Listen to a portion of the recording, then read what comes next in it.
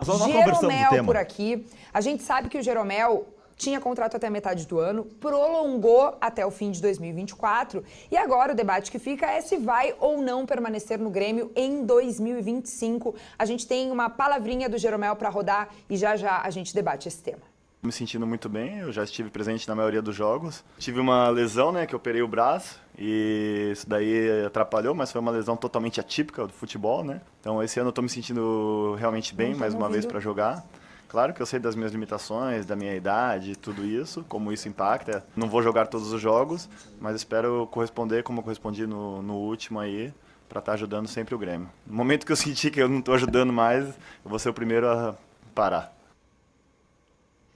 Tá aí a palavrinha do Jeromel pra gente acompanhar aqui no Segue o Fio. Muito legal a palavrinha do Jeromel, nós não escutamos nada aqui no estúdio. É, aqui no estúdio agora, nesse momento, foi muito boa, então eu gostaria de dizer que foi muito legal a manifestação do Jeromel, muito legal, mesmo que eu não tenha escutado, porque o Jeromel merece sim esse aplauso torcedor do Grêmio, mas eu sei que muitos não vão gostar do que eu vou falar, ciclos precisam ser encerrados. Eles precisam. Não adianta a gente ficar insistindo com algumas coisas que já não dão resultado. O Jeromel é excepcional, um ídolo do Grêmio, merece um espaço dentro da história do Grêmio muito bonito. Muito bonita. Eu valorizo muito o trabalho dele. Só que o Jeromel, nos últimos anos, tirando o ano de 22, que eram jogos da Série B, que o Grêmio jogava uma vez por semana, o Jeromel não tem uma boa média. Ô, Munari, tu que é o nosso catedrático, vamos lá. Dá uma olhada na média de jogos do senhor Jeromel nos últimos anos. Por quê? Porque ele não consegue mais dar resultado. Então, não adianta o Grêmio... quando tu projeta, Kelly, o Vaguinha sabe exatamente o que eu estou falando. Quando tu projeta um time para uma temporada, tu coloca lá a nominata dos jogadores. O Jeromel tem que botar pela metade, porque ele não vai jogar a maioria dos jogos.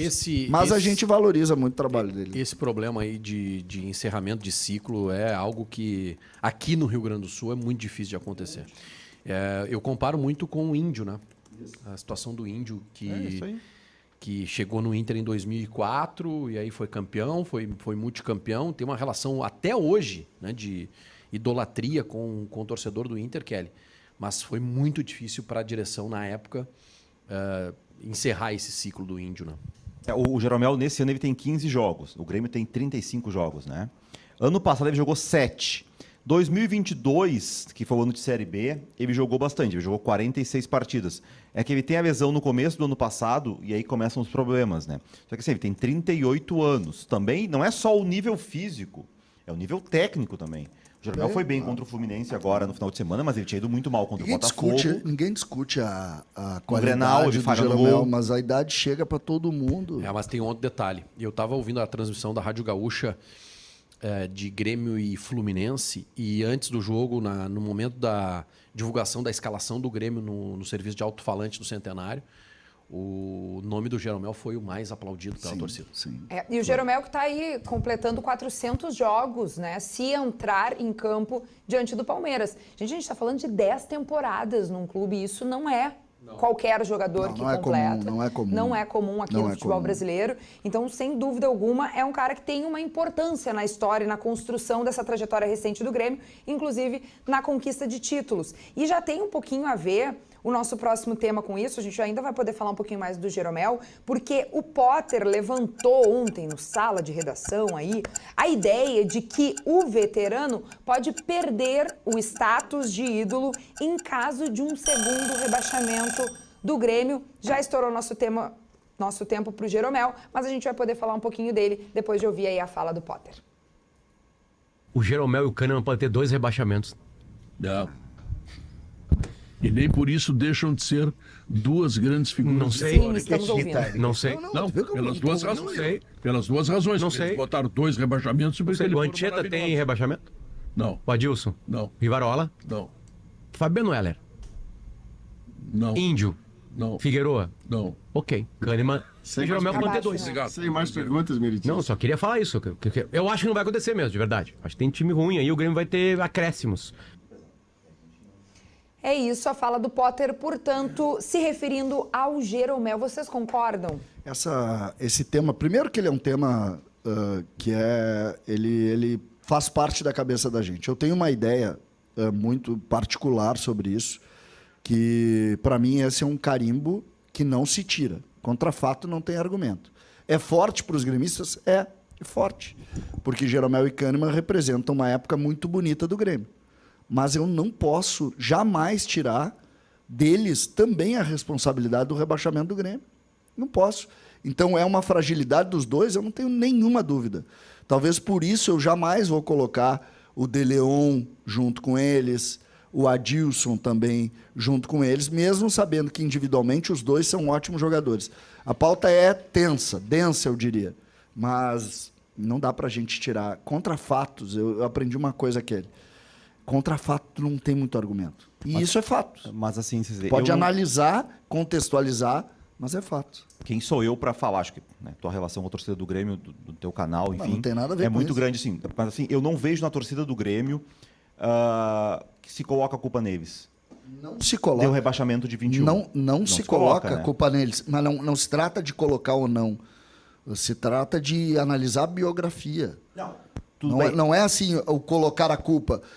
Tem gente que coloca a culpa em quem não estava trabalhando naquele período. Então é muito relativo. É que eu vejo assim, na torcida do Grêmio, o Jeromel e Kahneman mais colocados como vítimas naquele time daquela bagunça que foi 2021. O Kahneman tinha lesão no quadril. Eu lembro, o Kahneman joga machucado aquela reta final de Brasileirão para tentar ajudar o Grêmio.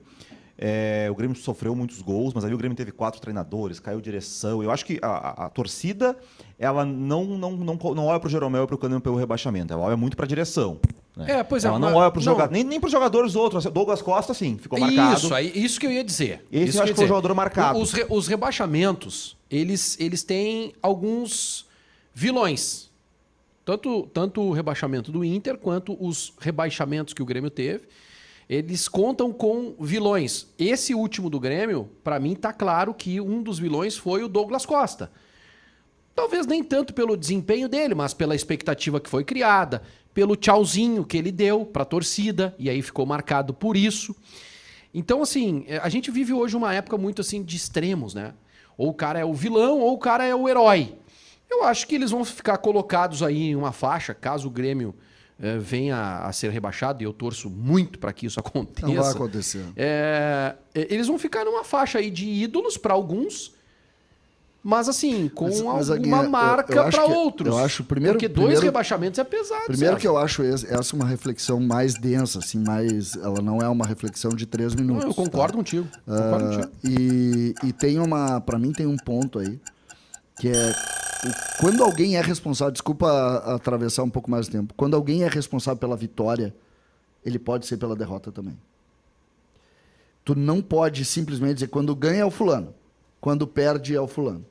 Que é uma coisa que a gente faz muito, porque a gente tem preferências. Então a gente faz muito. Mas enfim, essa discussão de que já levou 6 minutos e não se esgota. Esse é um seminário, como dizem. Vamos avançar um pouquinho. Vamos ver, então, saindo do Grêmio. Fluminense, por exemplo. O Marcelo retorna do Real Madrid para o Fluminense. Ganha a Libertadores. Se ele cai esse ano, que imagem vai ficar do Marcelo? Não é a imagem. A imagem do craque vai continuar com o Marcelo, ele ganhando ou não ganhando. O que acontece é que uma situação como essa chama a liderança dele. Porque eles são líderes para ganhar. E quando perdem, eles precisam também ser considerados os líderes que perderam. Senão é uma barbada. Eles só ganham. Tem gente que só ganha. Tem que ter responsabilidade em tudo. Em resumo, é o que diz o CCD por aqui. Olha só, o Daniel Batista, sobre esse tema, sobre o Jeromel, ele tem uma metodologia ali. Oferece 100 mil para jogar uma vez por mês. É melhor do que pagar 70 para o Natan, zagueiro que não joga nunca. Mas é que 100 mil tá bem longe do salário do Jeromel, né? E não joga uma vez por mês, né? A questão é essa, vai ter uma sequência de jogos. E repito, o problema do Jeromel hoje não é só o físico.